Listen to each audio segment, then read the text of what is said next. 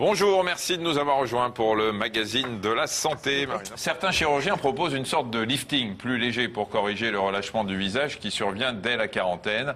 On ne parle d'ailleurs pas de lifting mais de remodelage. Voyez-vous, c'est un reportage d'Egert Lia et Mathieu Vibre. Je vais faire un petit point ici. Cette femme de 40 ans souhaite rehausser ses pommettes qu'elle trouve relâchées. L'intervention va consister à poser un fil sous la peau pour tracter les joues. Pour ce geste, seule la zone traitée est anesthésiée. Voilà. L'anesthésie est faite du premier côté, donc je vais faire la même chose de l'autre côté. C'est totalement indolore. J'ai le fil. Donc j'ai placé un petit écarteur qui me permet de guider mon aiguille dans ce petit décollement. Le chirurgien introduit maintenant l'aiguille sous la peau. Il va minutieusement suivre le trajet, préalablement dessiné. Voilà, donc le fil est ici, la pointe de l'aiguille, on la voit ici, et on va perforer la peau à cet endroit-là où j'ai fait l'anesthésie locale préalablement.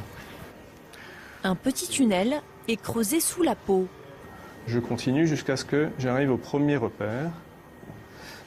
Donc ensuite, je vais sortir à l'endroit où je l'avais déterminé à peu près, le deuxième point. Voilà. Je vérifie que la profondeur est constante. Donc sur ce trajet-là, cette partie-là, c'est encore la graisse centrofaciale, donc on est relativement profond ici, puis ensuite on va être un peu plus superficiel ici, jusqu'à l'incision initiale. La première pommette est désormais cernée par le fil placé par le chirurgien. Les premiers ajustements peuvent commencer. A priori, on doit déjà voir un résultat, une ascension, ce qui prouve qu'on n'a pas besoin de beaucoup de tension. Je mets mon fil, je le relâche, il y a déjà un effet. Alors évidemment, si je tire fort, je vais accentuer le relief de pommette, ce que je ne veux pas forcément faire. Voilà.